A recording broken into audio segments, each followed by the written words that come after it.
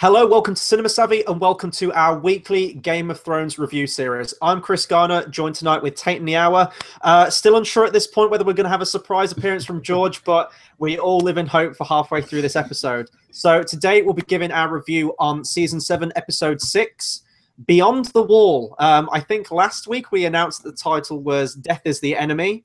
And then, I don't think it's any secret at this point. This episode was leaked like a week before, which none of us watched. No, none of us watched that. No, definitely. We were very patient people and waited like model citizens until Sunday/Monday night, Monday day, and watched it. Of course, we watched it. But we wanted to stick to the schedule and bring this episode out now.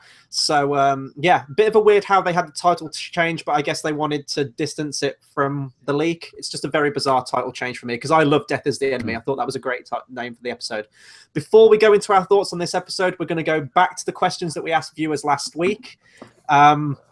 And we only had one reply, unfortunately. So we had a reply from Richie Rich. The first question was, do you think that Cersei is lying about being pregnant? He answered, I don't think Cersei is lying about being pregnant, but that confuses me. At first, I thought that she would lose the baby and then lose her mind as a result. If she went full-on Mad Queen, Jaime might be forced to kill her. But according to the prophecy, Daenerys has to be cast down before she dies. And they can't be a Mad Queen if they are not the Queen. Being cast down might drive her over the edge, but would Jaime be the only one to kill her if she is still pregnant? Thinking about this is hurting my brain. It's hurting mine too. And question 2 was a fun one, like who would you have as your Magnificent Seven? Which 7 characters of Game of Thrones would you team up together and send beyond the wall? Richie Rich replies with, my dream team would simply be the 7 maesters that were sitting at the table mocking Sam. A good close to all the poop humor we've had from the Citadel would be watching them crap themselves beyond the wall. I really like that idea. I'd love to see that. Imagine Jim Broadbent traveling beyond the wall. I think that would be fantastic. I think we'd all want to see that. Best out of all of them. To be honest, yeah, I'm sure on the way up to the wall, they'd probably be reading all the books on how to like conjure fire and shit like that. They'd probably win. Like, but yes. Shall we move on? We have a lot. Yes, we have a lot to discuss with this one. And this one probably, at least for me, might be the most controversial review of our Game of Thrones series we've ever had so far. So be warned. It will. Tate, if you want to go into it first. At the moment, there is a person on this podcast who doesn't like the episode and a person on this podcast who does like the episode. So it's going to be... We don't actually know what George thinks of the episode. Maybe he'll tell his opinions when he comes on. But... yeah, this is going to be interesting. So we had a very interesting format last week, and all I can say is that it'd be so much easier if the writers of Game of Thrones went back to the old way, where the pacing was good, where you could kind of go from north to south and keep track of every storyline happening everywhere. But instead, we've now got characters. We have characters traveling north and south within the space of one episode. It's ridiculous. How are you meant to keep track? Yeah. So we're going to start off at Winterfell and do the items that took place in Winterfell. Then we're going to go north and do everything that happened beyond the wall, and that also includes stuff that happened in Dragonstone. So we're linking together the stuff beyond the wall and Dragonstone together because those are plot-wise together, and we're going to get all the stuff with Winterfell out the way first, just because, well, personally for me, it's slightly more interesting than stuff happening beyond the wall. But in the grand scheme of things, it's not that interesting. So we start off in Winterfell with what I think is it was quite a nice speech, I'd say, by Arya. It's a speech where she talks about how she used to kind of stand up there on the wall watching the boys do archery and stuff like that. Bran left his bow and arrow there one day, and she took the one arrow that was there, she used the bow, and she kept on practicing and practicing and practicing until she finally hit the bullseye. She then hears a clap, she looks up, and her dad's there. And that's quite a nice kind of thing to have happen, because this series is so dreary and so dark and dread. And it's nice to have a kind of like see Arya as a child again, because this has been a long time since we've seen Arya as a child.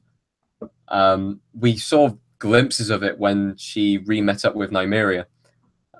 But this is really her finally being home, finally being young again. And then the entire speech completely flips on its head when she calls out Sansa for being basically for betrayal. You traitor.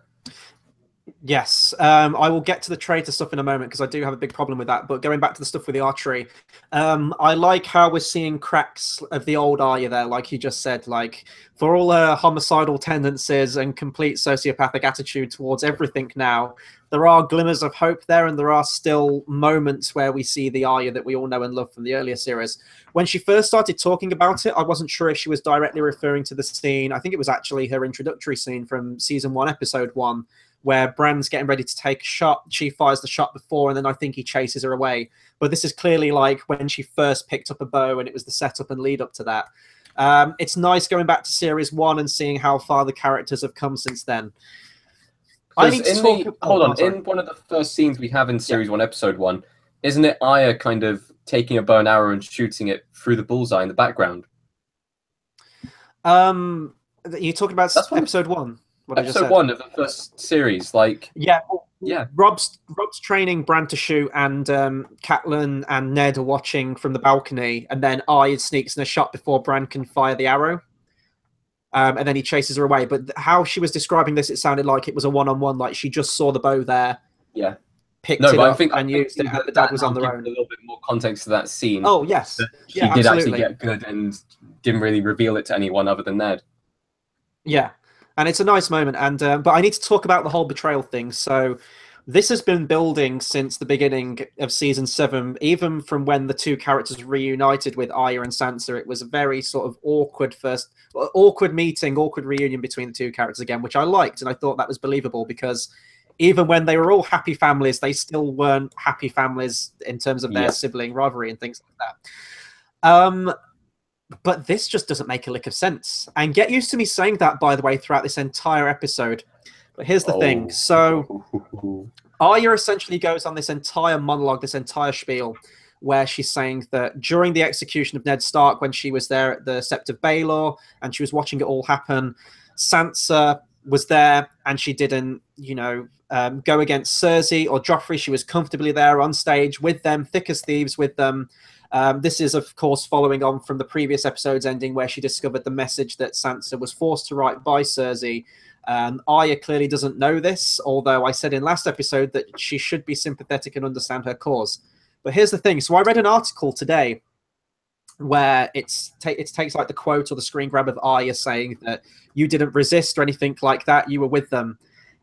And then it shows you the clip from series 1 where Sansa is hysterically crying and pleading for her father's life. And Joffrey, please don't kill him. Please show mercy.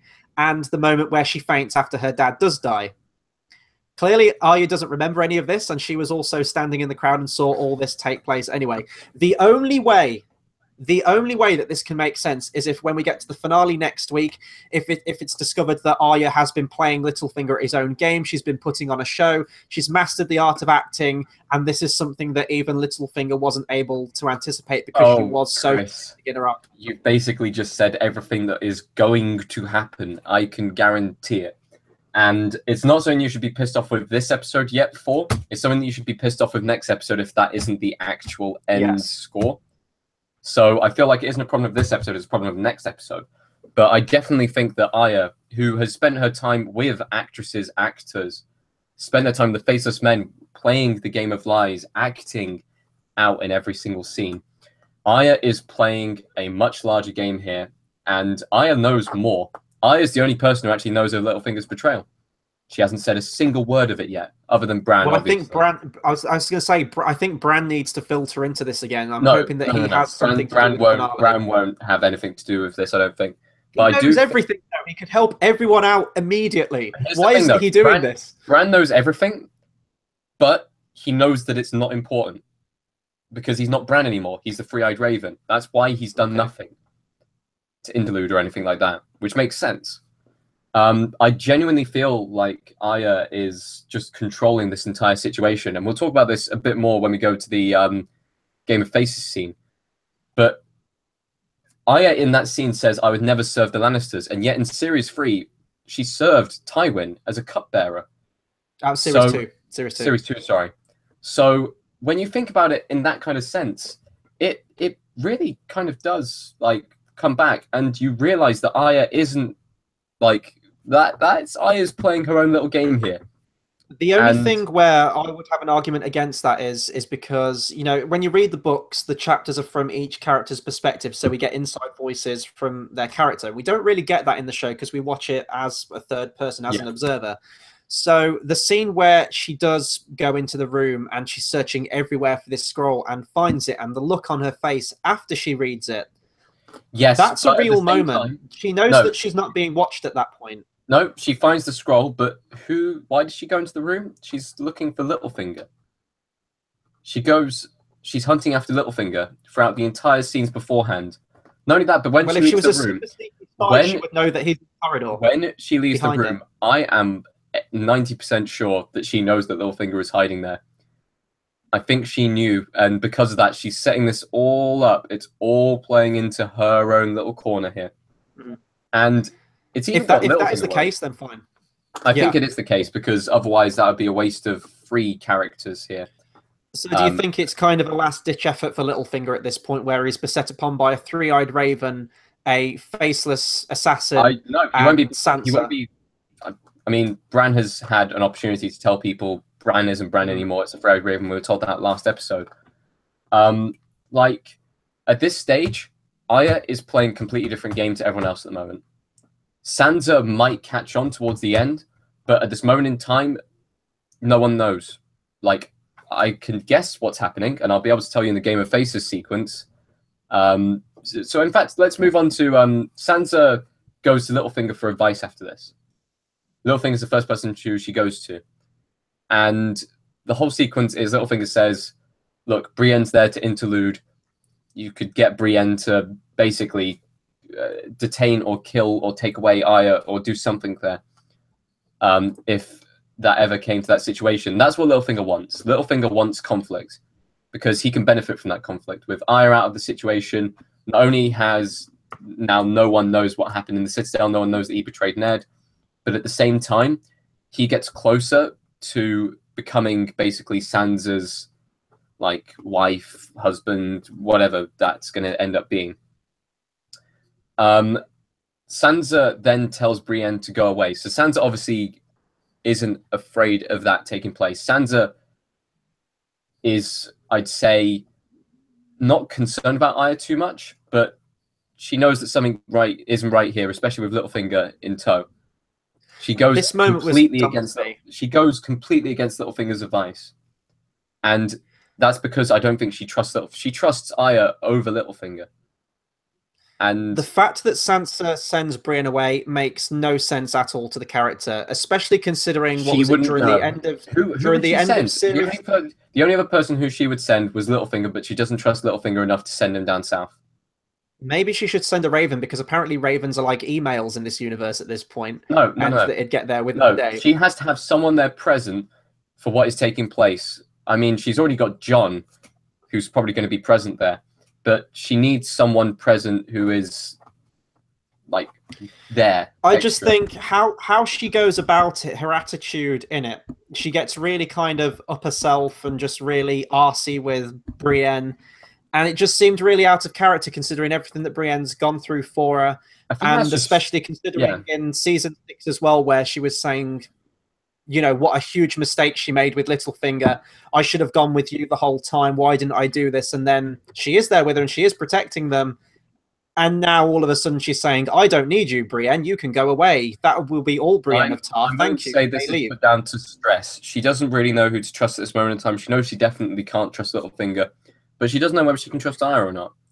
And with the next scene, which I think might actually be one of the best, if not the best scene of the entire episode, the Game of Faces. We have Sansa break into or just walk into Arya's room.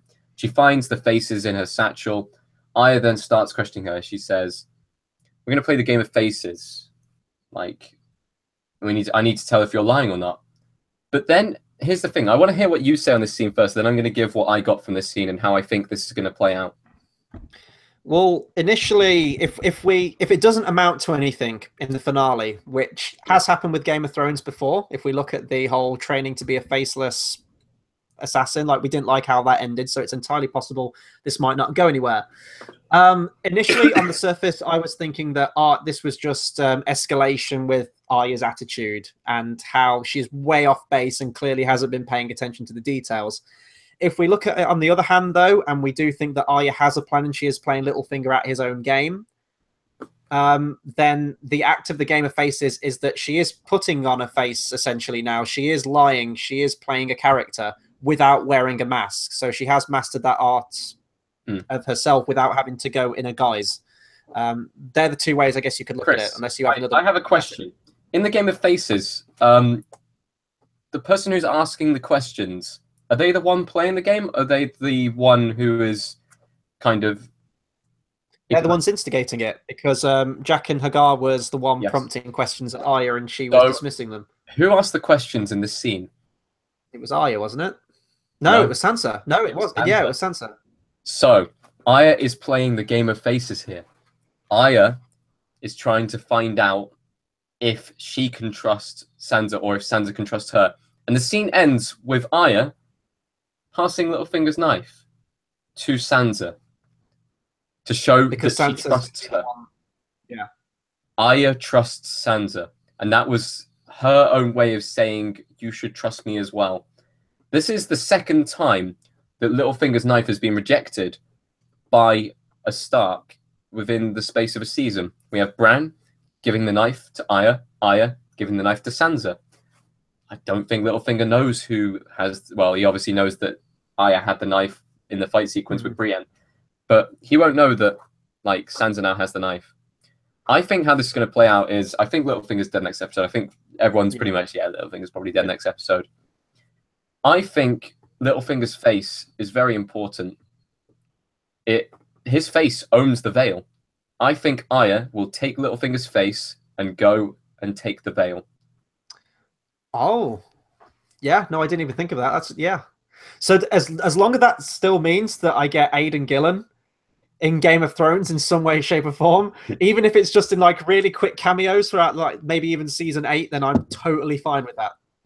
I think that is how it's going to play out. I think the next episode, it's all going to come to a head. Littlefinger's going to try and put his plan in place, which I can't even guess at this stage. He's so unpredictable. But Arya has this plan up her sleeve. Sansa has this plan up their sleeve. Arya obviously knows that he was the one who betrayed Ned and stuff like that. He was the one who, like, took him in the Great Hall and kind of turned his back on him and stuff like that. So I feel like it's going to go down like that. I think Littlefinger's going to die, but I feel like he still has a purpose in the Game of Thrones, as he is the only face that holds the veil. Then Arya has to try and figure out how is she going to give the veil over to the Starks. Maybe she will take his place, bend the knee and stuff like that, and say it is permanently now and forever property of the Starks or something like that. That's a great idea. I didn't even think about the whole succession of the veil, and we'll talk about succession later, because that's definitely... I'm thinking succession was very much a key theme of this episode. Yeah. In 3 different senses. So I feel like this might be a secret one. Yeah, what I will say as well, the last point I'll make on this stuff is that, I mean, I don't want to go into too many spoilers, but I guess that I kind of will with what I'm about to say. I think I've mentioned this before on our reviews of these episodes, that last year I read a leaked script treatment of Game of Thrones Season 7. Now, I tend to read all things like this. I've read ones for Star Wars Episode 8. I've read ones for Game of Thrones. I've read pretty much when they come out. I'm always curious to see how off-base or how fan-fictional they are compared to the final result. The very interesting thing about this one is that pretty much everything that was prophesized, whoever wrote this script treatment, have all come true. Especially the final shot of this episode, that was where it was cemented for me that, pretty much, we guessed it was going to happen anyway. The plot was setting it up that way. It was pushing it in that direction anyway. But the one prophecy that is yet to happen from that treatment, everything else has come true on it. The one thing is that Littlefinger dies. So we'll see next episode. Maybe they'll throw us for a loop. Maybe he won't. Or maybe it'll be like how you said, how Littlefinger will still technically be in Game of Thrones, but not as himself. It will be through a disguise of Arya. Just like we have the Walder Frey cameo after his death in the last series. I feel like Arya will, she's done it before, so I feel like she removed the succession line of that. To be honest, there's only one person in the succession line to the Vale, and that is little Robin Arryn. Robin. and Robin doesn't really have much say or anything at this stage. So, I mean, I wouldn't even know how that would work. Like, I don't know how the line of succession in that sense would work. Littlefinger obviously holds the veil at this present stage in time until Robin comes of age. That is. So, I mean, there's power there still. I just think that Arya's going to play that power play. Sansa's going to think politically minded. We need you steal faces. We need his face. And I think we're both especially coming into the final game. Yeah, I was going to say, I think we're both in agreement as well in terms of season 7 that the Littlefinger storyline, or at least Littlefinger as a character, Aim Gillen, has been without a doubt the strongest point of this series so far. Certainly in terms of characterization. Yes, but at the same time, I feel like he's been drastically underused this season, and I feel like that's because of his upcoming death and possibly upcoming appearances, I guess. Yeah. Shall we move beyond the wall then, as the title suggests? This is where I'm probably going to be tearing into the episode. Death is the enemy. It's Death is the enemy, okay? Death is the enemy is such a cooler name, but, you know, due to leaks. The opening shot of the episode is a map. They scroll up the map and go north. That opening shot, okay, that's fine. We've moved on from there. So, we now... I was going to talk about the whole concept of the map and geographical locations. That map shot showed how fast it actually takes Dany to get from Dragonstone up beyond the wall. Right. Can I just give a sense of scale to people for a second? I will talk about sense of scale later on when we talk about the dragons arriving, but because I'm a massive nerd, I love fantasy maps. I love fantasy geography, whether it be the Middle-earth map, the Westeros map, whatever it happens to be. And I was curious. I wanted to know how big Westeros as a continent was, because it's described as a continent in the book. Someone has taken the map of Westeros and imposed it on a map of our world. Now, beyond the wall stretches further than the map can even reach, but it's somewhere, if I give context, it's somewhere just above Iceland. And it stretches all the way down, and the very base of Westeros is below Spain. That's how tall Westeros is. So bear that in mind when people travel from, whether it's Dragonstone, King's Landing, all the way up to beyond the wall.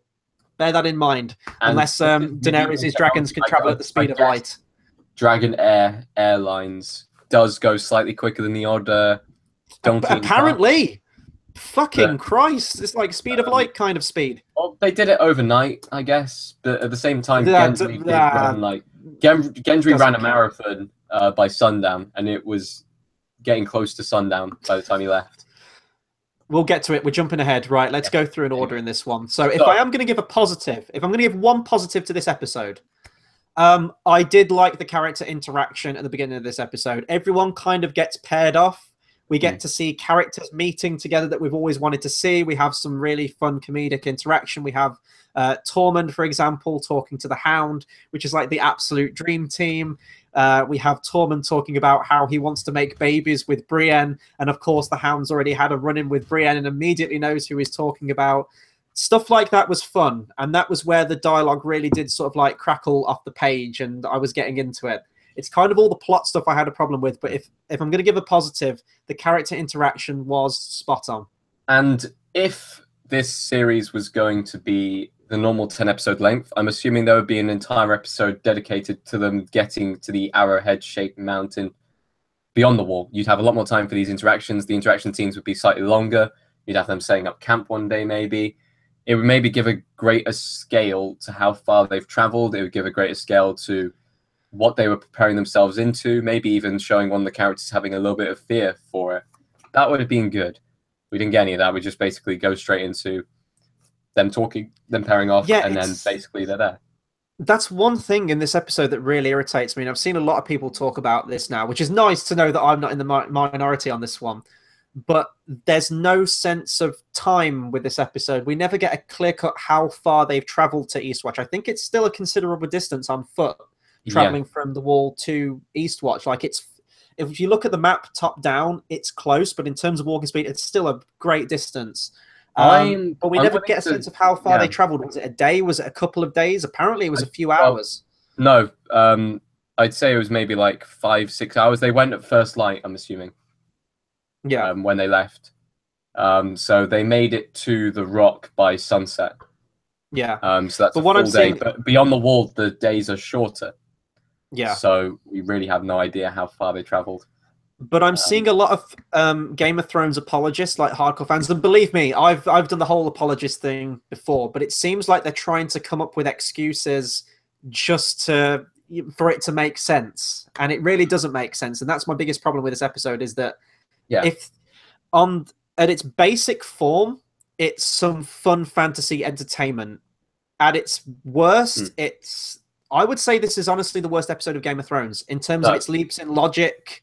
It seems to be, let's just throw dragons on screen and fans will accept it. But the moment you immediately stop and try and think about anything in this episode, it completely unravels at the seams. And to the point where this episode has made me look back at this series as a whole, and it's made me look a bit critically at episodes that maybe I gave a free pass to sometimes. And maybe I'm thinking that this season hasn't been all that. There's been some great moments. There's great action. I know. I know. That's the word right there. Moments.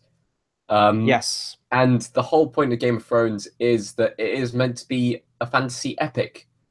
Epic usually doesn't mean short. It usually means long, expansive, like in detail. And go back to series 1, there was build up to dramatic events. There was pacing, there was a mood, really complex writing. I don't think I felt much from this episode except for the Arya scene, as far as emotional wise or anything like that. Like, in fact, the scenes at Winterfell, I didn't feel anything emotional except for the scenes at Winterfell in this episode because there was no build up to payoff. It was just payoff.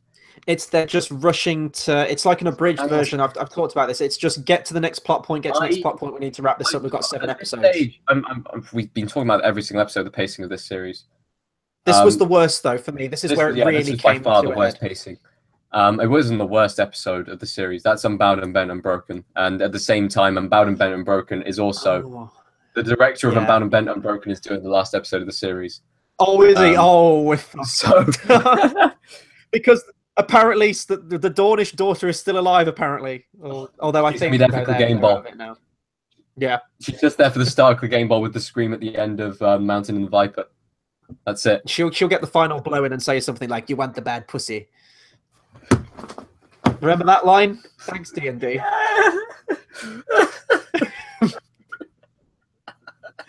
Okay. I'm never going to forget them, Tate. Do you know, never. Let's stop talking about bad pussy and let's start talking about Tormund liking fucking and fighting. Any pussy, apparently. Yes. Yes. He says you take what you can get when you be on the wall. Fucking best. He'd make a great advertiser. I want to see him doing adverts in character. Be hilarious. But yes, this is Tormund, Gendry, and Jon having some great banter. Gendry doesn't really like it, and he starts whining like a little bitch, and he gets called out for whining like a little bitch, funnily enough. Jon, like a bitch. Jon and Jorah talk about their sword and talk about their fathers. This was a nice moment. This was a nice moment.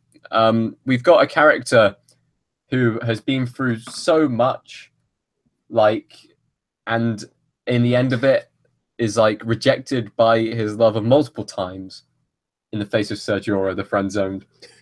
And this is him basically giving up on Dany. This is him basically giving up on Dany. The sword represents Dany. He's like, here, you can have Dany if you want. And he's like, nah. I lost my right to have Dany a while ago and passes it back. That's symbolism, guys.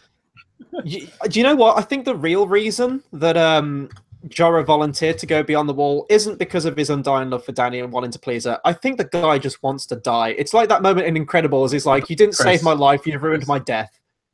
Chris, we can't call her Dany. She doesn't like it. We will fucking get to that later, Tate. I will be super fly TNT when I talk about the whole Dany name drop at the end. Yes, no, another positive. The Jon Jorah scene was very nice. I like because you've noticed it as a viewer. You know that Jorah's dad was the Lord Commander of the Wall, but when we finally have these two characters together that had respect for J.R. Mormon in very different ways, Although I guess you could say similar ways as well. Like J.R. Mormont was kind of like a father figure to Jon at the Wall. And I think Jon respected him not just because he was a Lord Commander, but because they had that closeness, they had that rapport. And I think that's what made this moment really great. And it was one of the few emotional moments. I wanted more moments like this. Yes, it's funny to see Tormund talking about fucking with the Hound and Gendry being a little bitch, but it's moments like this that make Game of Thrones special to me. And it's that drama and it's that, you know, seeing characters come together like this. I mean, I'm trying to think of the other conversations that they could have had if there was an extended bit about this. I mean, it would have been nice to have some of the red shirts talk to the main characters. Yeah, Beric Dondarrion did talk about death, didn't he, and dying with... Yeah, he talked about death. Death is the enemy, which is the right name for the episode. He talked about going beyond the wall, where death is the enemy. Yes. Oh, that's such a good episode name. They should use that. So we have the whole conversation of the two dead people talking. And this one's a bit more serious than the, I'd say, light-hearted, but also at the same time heartwarming Jorah and Jon conversation. This is about those two kind of, look, we might be immortal. We might have the ability to come back to life every now and then. So we just got to help everyone else out because they've got no chance. We got to be the ones who protect it. We got to be the leaders of this. And it's quite nice because we have parallels in the show all the way through, and these two are some of the closest parallels we can have because they're the two resurrected ones. Technically, the Hound was resurrected through religion, I guess, and the Mountain being resurrected through zombie form. But other than that, it's just these guys. And finally seeing them fighting alongside each other was pretty cool. And I guess, once again, it would have been nice to have some more background stuff, more character moments, more speaking between different combinations of character, even characters who have spoken before. Like, it would have been nice to have them speaking to each other again, add more to the scene, build it up more, so we can at least have like satisfaction at the payoff. I feel like this episode was written for people who like to go see like high budget action movies. Yes, exactly. You have a little bit. You have a little bit of discussion in there just to kind of reignite the links in the past. You then have the actual action sequence, and yeah, I was bored. I was bored by maybe one of them won't make it out, but it's the one in the group who's kind of the outsider, so it doesn't really matter. Well, this is going back to our predictions. I mean, last week we were talking about we think 3 or 4 people dead. 3 or 4 characters are going to be dying in this episode. And especially because this series has had so many opportunities to kill off characters so far. The one that I brought up the most was the loot train attack. I was going to say loot crate attack there. It wasn't attack on Loot Crate, the company. It was attack on Loot Train, where I felt that Bronn should have died. I felt that was a good closure to his character arc, and that would have given us an emotional sense. I'm so tired of this episode, and we'll talk about this later on in the episode, where just in the moments of peril, someone's about to die, and then someone will just come in and save their lives instantly. Happens all the time, and it's been happening increasingly more and more so in this series of Game of Thrones, to the point where Game of Thrones was always an unpredictable series. It stemmed from the books, generated into the TV show, where no one was safe. Anyone could go at any moment. Robb Stark at the Red Wedding, Ned Stark in Series 1. You didn't know where you stood. Anyone Even people like Oberyn Martell, completely out of nowhere. Exactly. Yeah. Now, at this stage, I don't feel like Jon Snow is in peril because someone's just going to show up and get him out of it. I don't feel that Daenerys is in peril because someone's going to, just push someone out of the way at the last minute. It's just how I feel with this series. As soon as Jon died and came back to life, being the kind of main character of the series, you know he's going to make it to the end of the series. That's fine, but it's kill him off. And we'll talk about it more when he kind of goes underneath the ice in this episode as well. So basically, they've gone north and stuff like that. And then we get a very interesting breakup scene here. And it's a scene between Dany and Tyrion. And it's something that has been building up maybe throughout this entire series. And this was a conversation that definitely needed to take place, but it needed to be like a 5-minute long scene, not like a 2-minute long scene. This is Tyrion talking to Dany about what she wants, what's going to happen when she gets it, and what will happen afterwards. We start off with what she wants. What does she want right now? She wants a lover of some sort in the shape of Jon. She names the people who have fallen in love with her, and it's very clearly obvious that she kind of has a crush on him.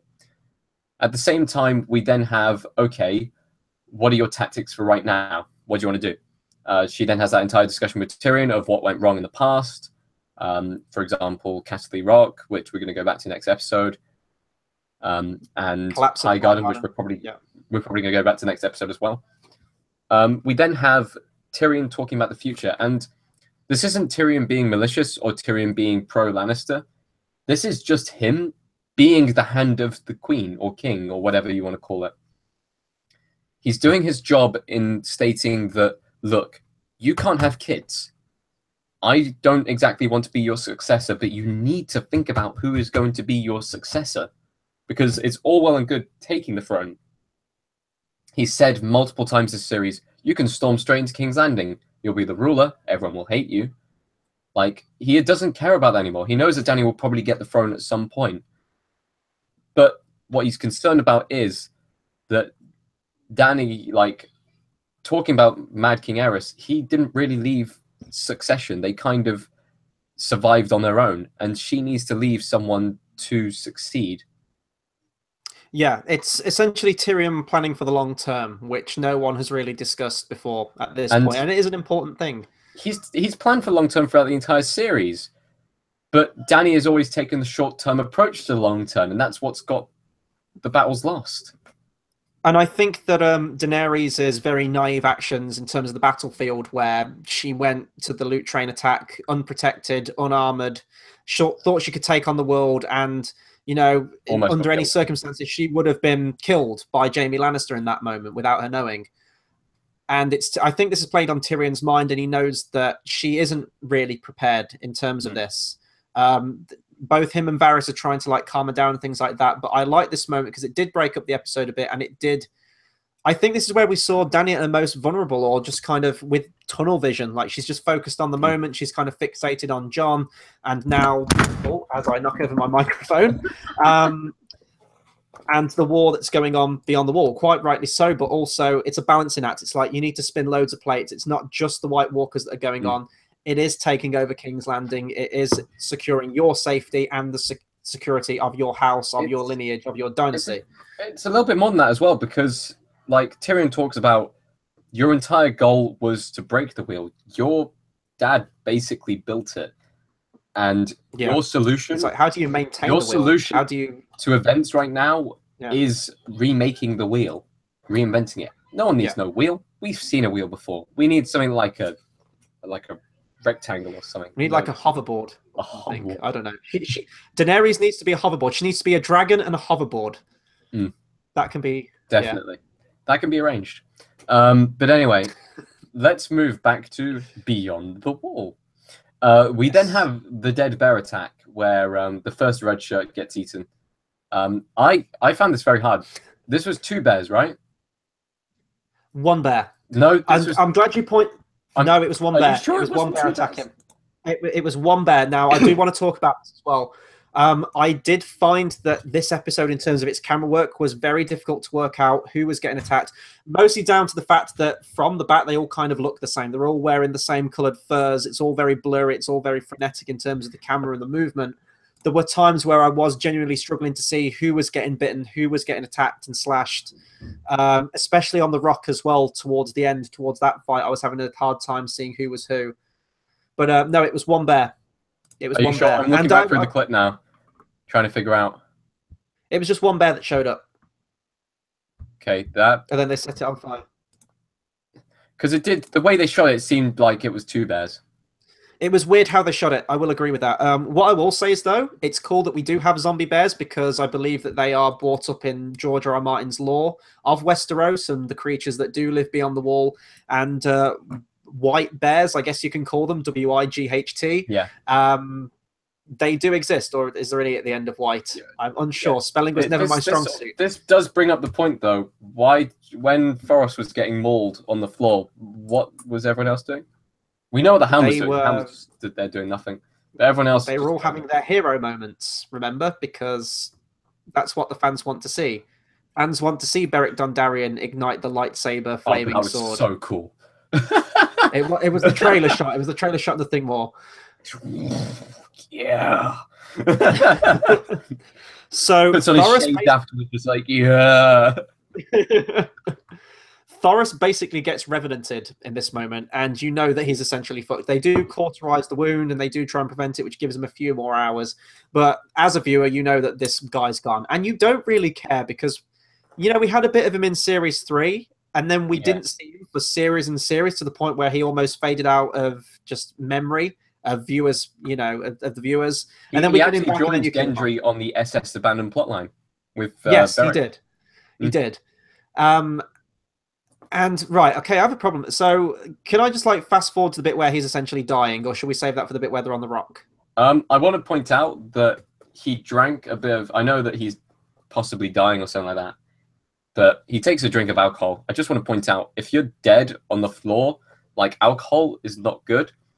That's actually more likely to bleed out, and cold temperatures, alcohol, not the best. So that was probably the worst thing he could have done by drinking. Kids out there watching, I think it was trying to... if you get mauled by a bear, do not drink alcohol. I was going to say, if you're cold, drink alcohol. It works. It does warm you up. If you're mauled by a bear and also cold, don't drink alcohol. Don't drink alcohol. Pour it on the wound, but don't drink it. Sadly, this can't come underneath the cinema savvy dating advice category, unless you're dating a bear. Unless you're Tormund. Don't drink alcohol with Pez. Okay. So after this, they lay a trap. This was a very weird trap. Once again, I couldn't exactly see where they were hiding. Like, that was okay, weird. But the thing to take away from the scene was that we've seen Jon kill a White Walker before. And when it took place, when he killed a White Walker the first time, none of the undead like died or anything like that. We then see people like what's her name, Mira Reed, who's killed a White Walker before. None of the undead died when that happened, and now suddenly and conveniently to the plot, we now have a White Walker killed. Thank you. Not only that, but not even all of them died. There was just one left remaining.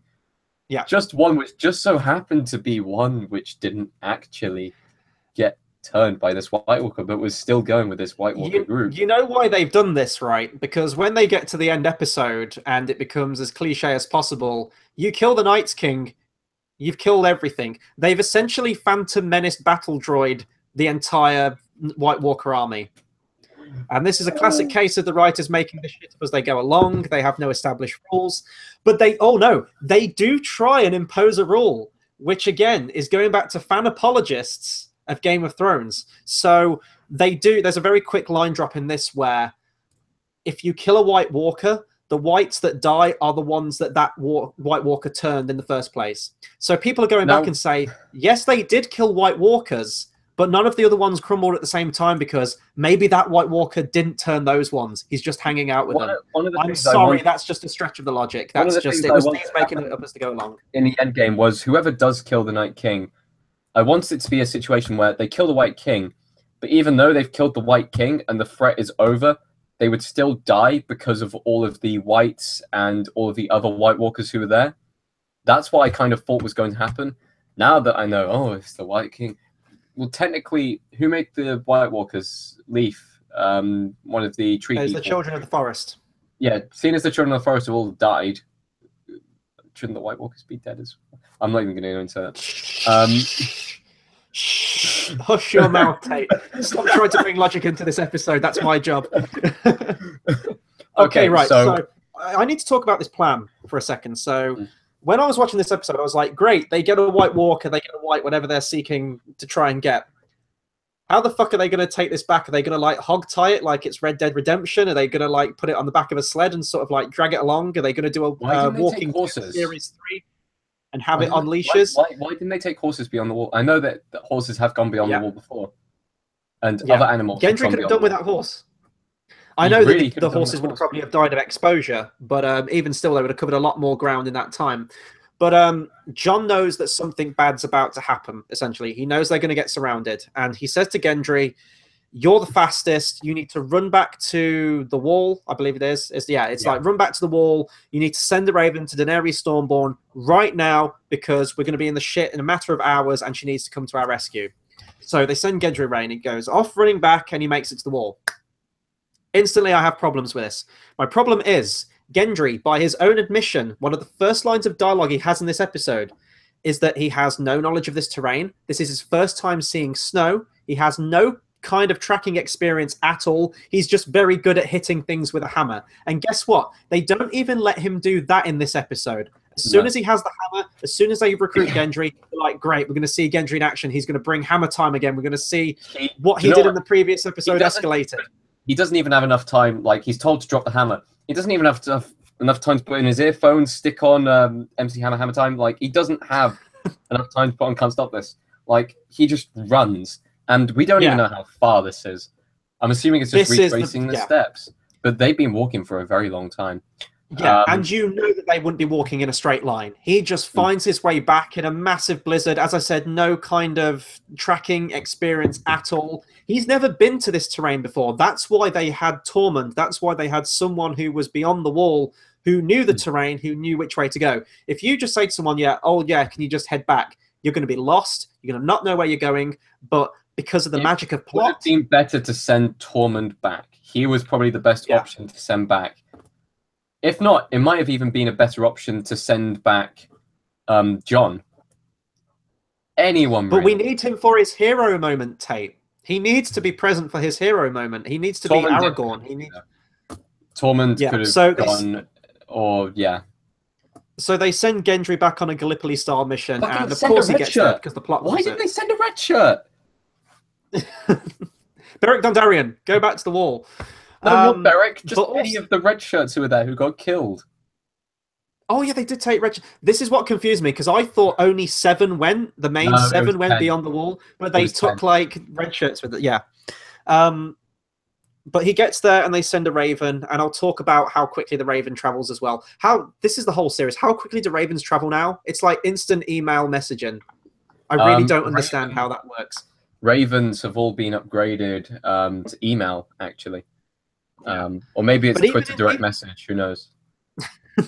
But even in like the other episodes, and we talked about the pacing and things in other episodes. With the other episodes, there's a way. It's still bullshit, but you can kind of let it slide and go, maybe there was a month between these 2 scenes. Maybe that happened. Possibly. It's still bullshit and it's still completely illogical. But with this one, because you've got like an intense, urgent death mission happening, that's like a ticking time, like a ticking time bomb. The race against time. When you have all these stretches of geographical locations and traveling, that's when it doesn't make sense. And I think that's why I have the biggest problem with this episode because of that. And ultimately it ends where the main 7, or I guess 10, 9 at this point, get surrounded on this rock. It's a frozen lake. The White Walkers are charging them, and the ice gives way, and most of them fall into the water. Another problem with this is that the Night King is present there. I think all the White Walkers are present there, sort of like post up away from the main army, overlooking everything. We have seen in Game of Thrones before that the White Walkers do have the power to freeze lakes whole. They do have that power. So, I mean, I know it's cool. I know it's the whole urgency and race against time, and you want to see the moment where Daenerys sweeps in and saves them just at the last second. But I was going to call him the White King there. The Night King could easily have just gone... frozen the lake over. I have a reason why he did. And charged everyone over. There's a theory going around online right now that the Night King is a green seer, so he can see his own ship beyond the wall. I mean, he's already in contact with Bran. He can kind of see where Bran is and stuff like that. So I feel like he has a connection beyond the wall. He's able to at least go beyond and at least see things. At the same time, I mean, it gives an explanation for why there was loads of chains at the end of the episode. Here's his thing. He wants a dragon. He's managed to get himself in a situation where he can see all these characters who have played out in their own sense, and he knows that Daenerys will probably come and rescue them. Hence why no one chased after Gendry. At the same time, I think he was probably, which is why they have the ice spears, waiting for a dragon to come along. And the Whites obviously can start killing them because they know the dragons are on their way and because it seems like the right time.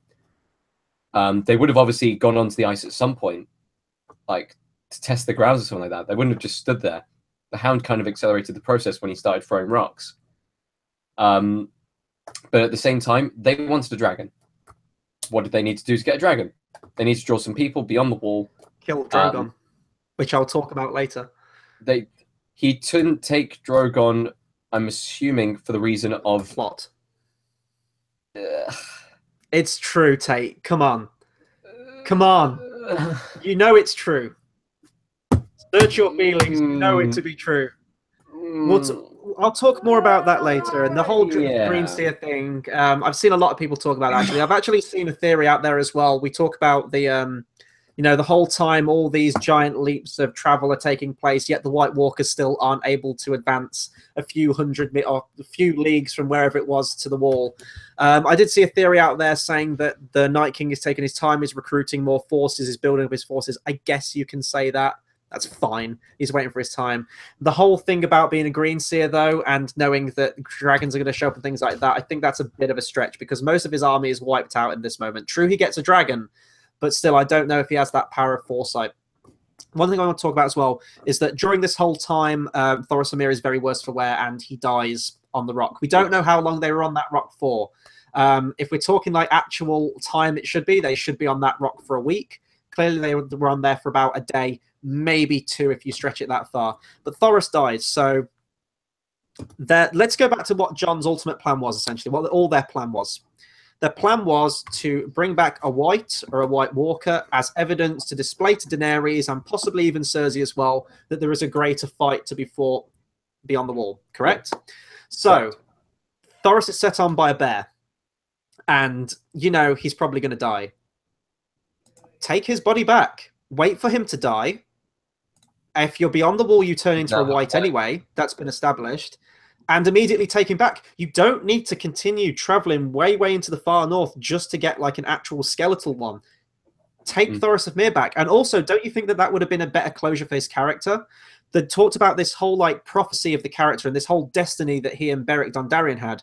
Well, what was Thoros' destiny? To travel a bit beyond the wall and get killed by a bear and then die with no consequence at all. Don't you think that him being a priest, knowing that he will have a life beyond this one, that he would sacrifice his own life to be that evidence that Jon Snow gets to take back to maybe change the course of the future of the monarchy and things like that, to take on these White Walkers, to take on this force? I think that just makes more sense of where his headspace would be. And this is Game of Thrones. This is an unscrupulous world. This is where you have to make harsh decisions. And in that moment, everyone knows that he's dead. Take him back immediately. Yeah.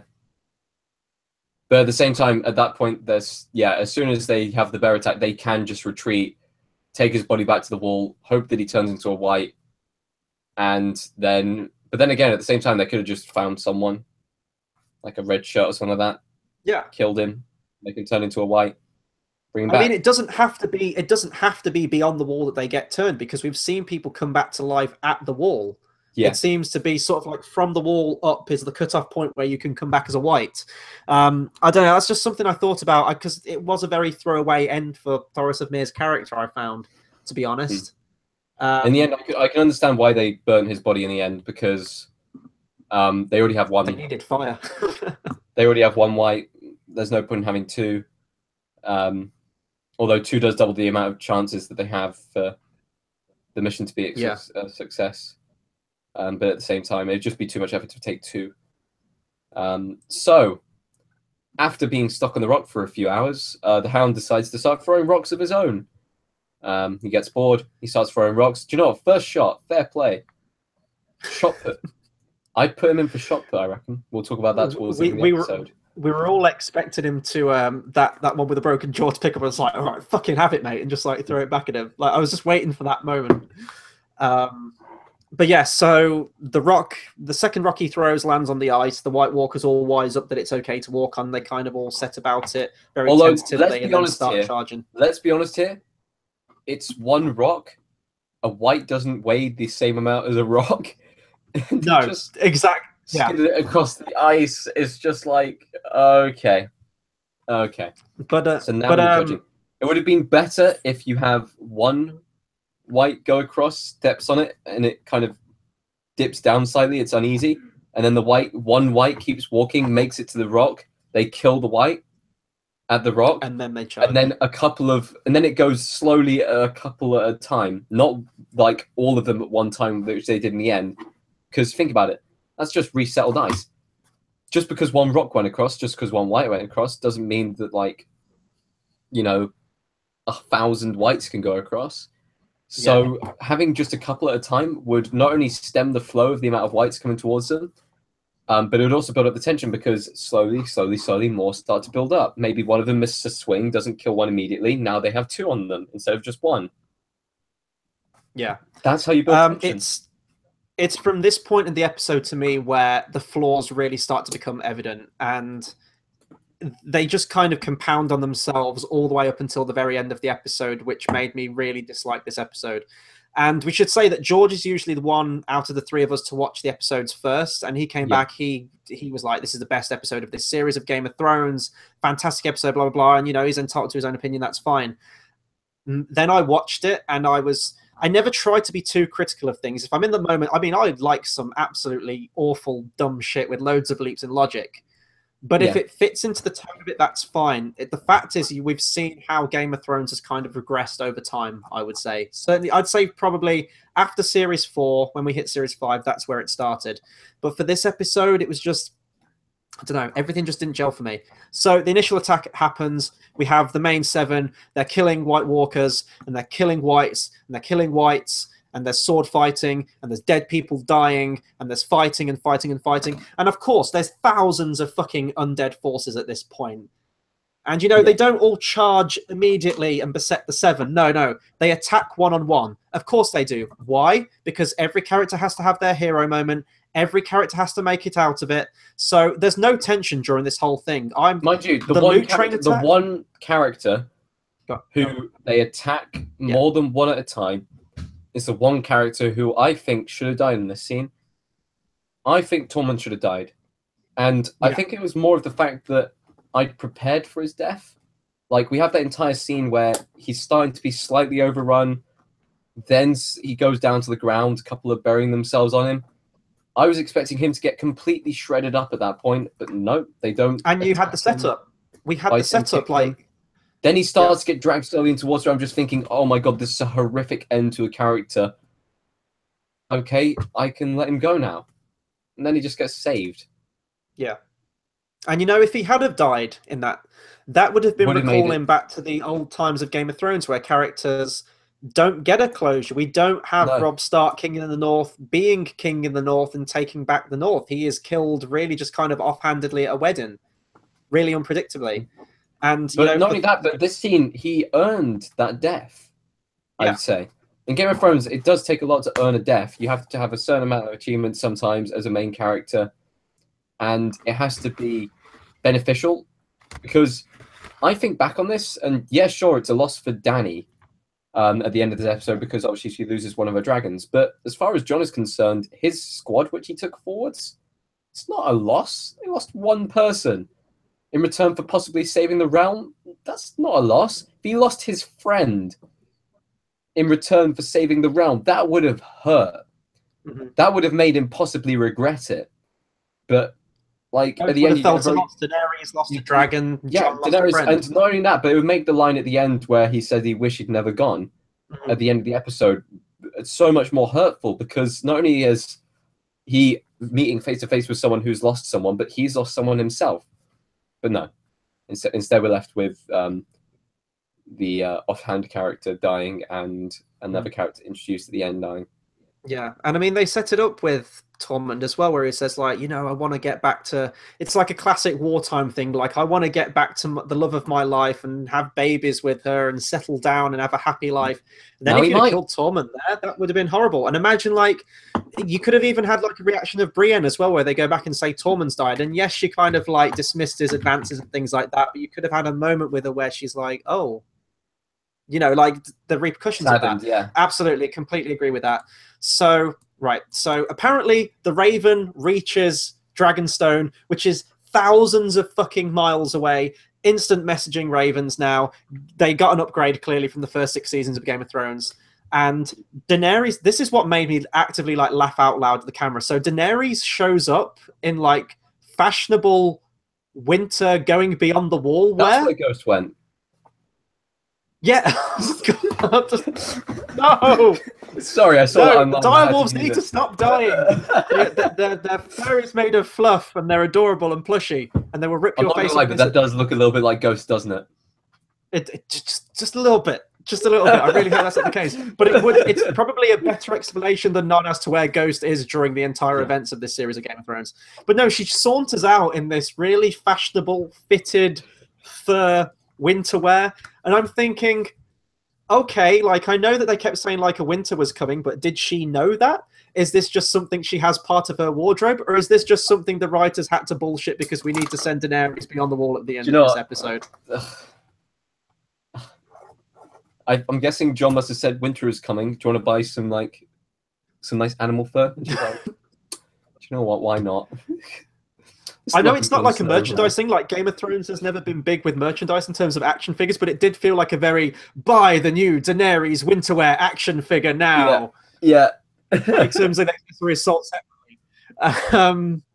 I don't know. I just thought that was hilarious. So of course, the very next scene, she fucking shows up on dragons. The dragons apparently travel at the speed of goddamn light. They travel thousands of miles, hours by air travel, immediately in the situation. And yes, as a viewer, it's cool to see dragons burning everything. It's cool to see where the budget's gone. In terms of action, this is the biggest series of Game of Thrones we've had so far. But action only goes so far when you have leaps in logic. Everywhere else, it kind of cheapens the rest of it a bit. Yes. Biggest problem for me. Biggest problem in this moment. Going back to what you were saying earlier with the whole Night King being a green seer, seeing the future. Yeah. I don't think they anticipated the dragons to show up in this moment. I really don't, because it does seem like they catch them off guard. They brought spears. I think they bullshitted spears out of their ass because they wanted a dragon to die at the end of this episode. I think that's on the writer's point. I think that's the writers bullshitting away because they needed a way for the Wights to drag the body of the dragon out of the water. More on that later. So the dragons show up. 3 of them are flying, causing havoc. 1 lands. Drogon lands in the middle. And Daenerys is like, come with me if you want to live. And they all get on, and they're all getting ready to fly to safety. Apart from Jon Snow. Because, of course, Jon fucking Snow has to have his little hero moment where he's, go, save yourselves, I'll save you, my fair lady, and starts jumping into the fray and cutting down White Walkers left, right, and centre. And, of course, he's beset by them. It's around about this time that the Night King picks up an ice spear, going for the Olympic gold medal in javelin throwing, throws it, and takes down Viserion. And I actually wasn't sure which dragon went down the first time I watched it, because when they were hatchlings, they all had different colors. You had the red and black one, which was Drogon. You had the green one, which was Rhaegal, and you had the kind of creamy colored one, which was Viserion. But for some reason, when they're all big, I didn't notice colors on them in this. They all kind of blend into one. So I want to point out something that Susan Renning has just said. Well, it's too bad they didn't just burn the Night King stood there 20 feet away from Drogon. Exactly, and they know at this point if they take down the Night King, then all of them die. All of their problems are fucking solved instantly, and we saw how instant dragons can breathe fire. And of course, hold on. I've just come up with a theory. So, you know how the Night King kind of walks through fire and is able to walk through fire and stuff like that? Yeah. Is the Night King a secret Targaryen? Is he going to be the 3rd head of the dragon? Oh, I will get to the 3rd head of the Targaryen in a moment, late in the hour. Bear with me. I have a lot of problems to get through here. So, of course, the Night King, like conversely, like Daenerys doesn't burn the Night King, who's right there, which would end the war. And the Night King also, maybe it's a show of respect between rivals, doesn't throw the ice spear at the dragon that's grounded, sitting there, doing nothing, is plot central, is the strongest dragon, and has all of the main characters on its back. Doesn't take that one down. Oh no, he gets the one that's in mid-flight. It would have made more sense to take down Drogon purely because Drogon is not only injured, but Dany knows that Drogon's injured. It would have been the biggest hit for Dany. It would have been the biggest hit for us. But Dany could have used that weakness. Dany could have had a whole scene just like Desolation Smile, Battle of 5 Armies, where she knows there's a weakness on that dragon. She's going to go for it. You know, have you ever seen Ace Ventura, When Nature Calls? Mm. You know the whole bit where he gets a spear thrown into his knee? Yeah. Do you think if had the Night King have thrown another spear of some kind into Drogon, do you think he'd just be like, ah, ah? Like, I'd love to have seen that in its dragon voice. So yeah, Jon Snow's having his hero moment, and he gets dragged underwater by Wights. When he surfaces later in the episode, Daenerys at this point flies away, by the way. And, you know, the Night King tries to take another pot shot at her, which shows that he did have intent to kill Drogon and the plot central characters. He just chose to do it at the wrong fucking time. And, of course, he nails the throw the first time at a dragon that's even further away than Drogon was. But because someone did say that with Drogon, what did he learn from the Battle of the Loot Train attack? He learned how to dodge. Right. Okay. That's all we talk about. The point is that Daenerys and every other character had fucking plot armor on, and we can't afford them to take a hit like that in the episode. So they fly away. They're safe at this point. Daenerys is very cut up about the situation. She's fighting back tears because the love of her life has just chose to have a hero moment. We then cut to Jon, and he surfaces out of the ice, not surrounded by Wights, not being dragged down, and not sinking under incredibly heavy furs and chainmail and weaponry.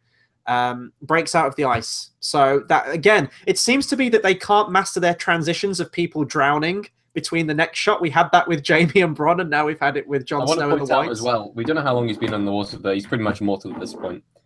Yeah, he's immortal. Wouldn't the Wights still be there because they've still got to drag an entire dragon out of the water? Yeah. But they're not important right now. What is important? For the second time in Game of Thrones history, Uncle Benjen to the rescue. Yes, and I predicted this, and it's a very... We talked about this last episode, didn't we? We said Benjen's probably going to come along at some point. Yeah, it's an incredibly short reunion. There's no moment where he's like, Uncle Benjen, you're alive. I've been searching for you for 7 series now. What did you do? Why do you look like this? Are you the missing link between human and White Walker? Do you want to grab a coffee? No, it's Jon, you must leave. I can't go with you. It's not like 2 of us can fit on horseback and ride off into the distance from slow, shambling White Walkers. So, of course, he stays behind. They could have rode off into the sunset together. Yeah. Oh, how romantic. It wouldn't be the only incestuous relationship between Targaryens, would it? Or I guess Starks and Targaryens. So I did like that moment. Like, the music was nice in this moment where it's the slow motion of him with his flaming mace taking them down. He doesn't actually take down that many. He takes like down about 1 and then he goes to ground. But I thought he was dead, so technically wouldn't he just continue to exist? This is one thing I don't get because Tormund gets scratched up as well by a Wight earlier. I don't actually know what qualifies you turning into a Wight. Do you just have to die and then you come back? It's not like zombies. Can you get not scratched? zombies. Can you be bitten? Okay, that's fair enough. Jon gets to safety. Daenerys is pining away, looking across the wall. Where is the love of her life? She needs him back in her life, and she immediately gets that straight away. Jon shows up, and we get to the bed scene. Tate, do you want to talk about the bed scene? So, Jon wakes up. Daenerys is playing Careless Whispers in the background. It's getting really kind of moody in there. The scene doesn't change if you add music. That's what's so beautiful about it. I know. So, we have, I'm going to say it's probably Daenerys' best acted moment she's ever done. It's a scene which harkens back to the rest of the series, with the whole Daenerys asking people to bend the knee, and finally, when Jon says that he's willing to give his support, she questions whether she's worth it or not. And this comes back to the whole succession conversation, which was with Tyrion previously. It comes back to the whole purpose of Daenerys. She's seeing this person who she clearly loves at this point, but at the same time, she has faith in him as well. And this is the first time that someone has kind of has shown her kind of the same respect. And she now is aware of the situation up north. And she is sad that she was wrong, but at the same time, she doesn't have regrets towards it. And I buy into this relationship now, purely because of this scene. This scene kind of brought me into it. And it's a very nice scene. It really is. It's one which would have been made way sadder if Tormund had died. But at the same time, this scene kind of makes it worth it.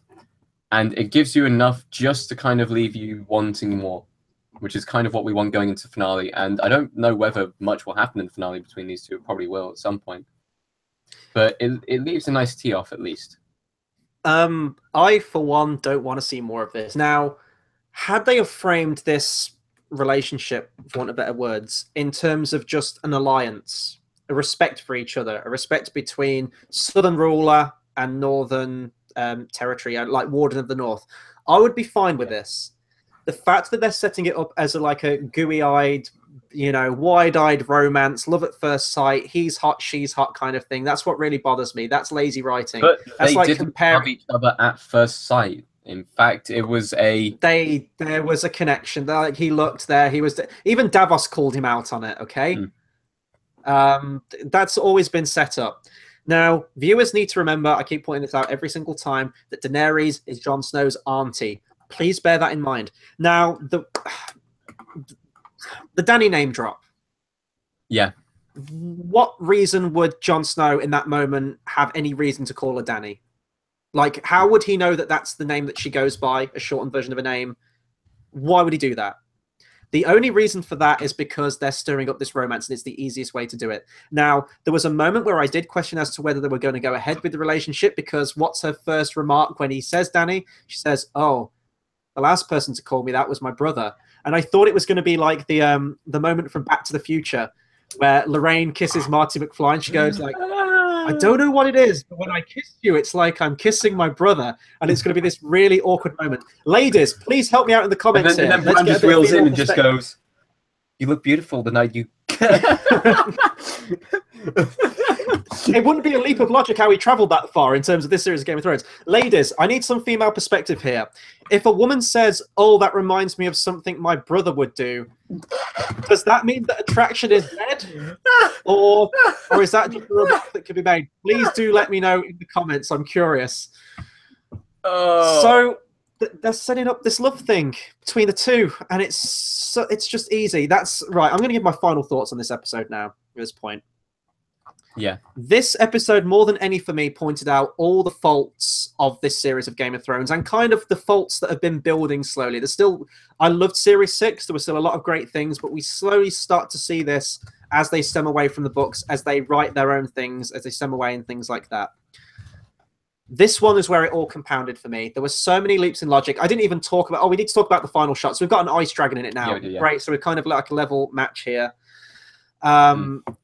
Where did they get the chains? I know someone said there's like a ship in the background. They could have got them from there. Maybe that's why it took them so long to march in the first place, because they were dragging chains around all the time. Who knows? Maybe the Night King is really blinged out. Like, maybe so. Maybe so. But maybe so is all that we have to go on with this episode. Yeah. There are so many leaps in logic and so many like plot holes. Like, they are genuinely plot holes. But because we love this series, and I've done this with countless things before, you try and make up your own conclusions. And I'm sorry, that's not the way to go. This episode pointed out to me everything it showed what Game of Thrones has become now. This is not what George R.R. Martin wrote. This is not what he will write. This isn't what the show started out as. This started as a show that was deep drama, unpredictable plot lines, subverting genre expectations of the classic good guy, the classic bad guy, a lot of morally grey characters. Now what do we have? We have Jon Snow, the hero. We have Daenerys, the hero. We have Night King, the bad guy. We have Cersei, the bad guy. And it feels so easy. It feels a shell of its former self. And I've been seeing that happening with Game of Thrones throughout this series, but there's still been a lot of moments that have elevated it for me. Don't get me wrong, the action's great. I'd love to see dragons more than the next man. But just seeing dragons on screen for 15 to 20 minutes with great action doesn't a good episode make. And that's my thoughts on this episode, and that's why I would bill this as one of the worst episodes of Game of Thrones, purely because the faults were so evident. I couldn't overlook them in this one, and I've never been this nitpicky with Game of Thrones in my life. Before we go into what's going to be in the next episode, I've been coaxed into reading out comics. I just want to point out that my line about the whole Night King being Targaryen was a complete throwaway. I didn't actually believe it. I was just making a joke. But anyway, I still had a reply from Tourage J saying, but Targaryens were an Essos when the Children of the Forest made the Night King, so he cannot be a Targaryen. He may have some roots as of the Starks, but even that is lame. I agree. I'm not going to lie, I was just kind of making a joke about it. I've been making jokes about this episode for quite a while now. But at the same time, I enjoyed this episode. Look, fault this episode as much as the writing team has made this series 7 episodes long instead of being 10 episodes long. Mm-hmm. And I feel like this episode would have been perfectly fine if it was a 10 episode long series. However, with the jumps between logic and jumps between time, I guess, with no sense of scale added in, it makes it very difficult to judge this episode. I enjoyed what I saw from the episode, but when I look deeper, it becomes slightly, I wouldn't say worse, but it becomes slightly less appealing. Yeah. This episode was loved by people still. It's got like a 9.5 on IMDb, which is nowhere near the Spores of War episode, which is a 9.9, almost perfect. And I really do think Spores of War was the best episode of this series and probably will be unless the next episode is Clegane Bowl. What am I saying? The next episode is Clegane Bowl. But at the same time, I enjoyed this episode, but at the same time, I can completely see its flaws. I wouldn't give it a 9.5, obviously, but like I can see why people liked it. Is still like see the difference. Yeah. Next episode, what do we think is going to happen? Who's going to be where? If we're making final predictions, Littlefinger is definitely dying next episode. Of course, we're getting the Jon Snow, Daenerys, and Cersei triumvirate. I think that Cersei is going to set a trap. I think the trap's going to backfire, and I think that we're going to see Cersei die next episode as well. It will essentially have minimized all sense of opposition. And then the last series will literally just be White Walkers against everyone else and stirring people up to take on that. I still do think we need some kind of adversary, though. Maybe we're going to have, I think that we're going to have Jaime killing Cersei next episode as well. Euron will return. And I feel like Euron will, I reckon Euron might be the big baddie. I think he's going to survive the season, obviously. But if Cersei is dying, if we're leaving with that, I feel like Euron is going to be the wild card. Wild card, bitches. Yeehaw! I think, what other characters we got? We've got, where do you reckon Sam and Gilly are going to be? Because they're traveling north at the moment, aren't they? Yes. That's a very good question. That means they'll probably be up at the wall next episode. Do you think, Jesus Christ, do you think they're going to be... I think we'll have a reunion. I think we'll have a reunion with... do you reckon they'll meet up at King's Landing then? I think they'll meet, if that's where the assault's taking place at King's Landing, because it kind of looked like a little bit like Harrenhal from the episode preview. The Dragon Pit outside of King's Landing.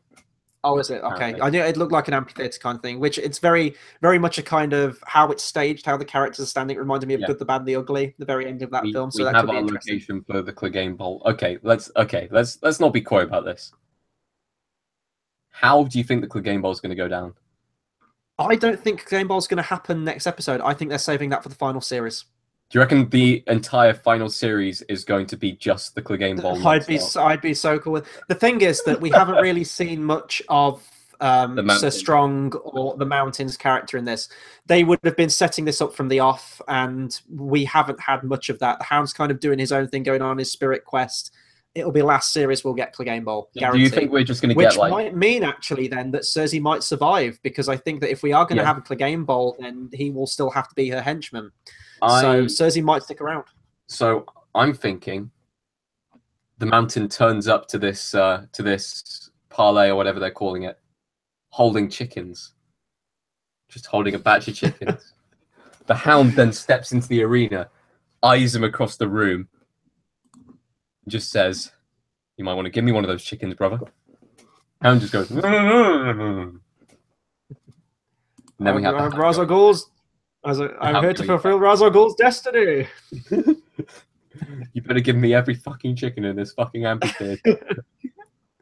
Does that mean we need to rename the next episode from The Dragon and the Wolf to The Dragon and the Chicken? Is that what the name of the next episode is? The name of the episode is The Dragon and the Wolf. That might all change, though, if the last episode gets leaked again. But no, it's going to be a very long episode of Game of Thrones as well. I think it's going to be 80 minutes. The Enemy is the new name of the next episode. Maybe. I've pretty much said everything I can. I was going to talk about the whole prophecy of the three-headed dragon thing. The point is, they've cut out Aegon Targaryen from the books. They had to lose a dragon somewhere. That was D&D realizing that they'd fucked up.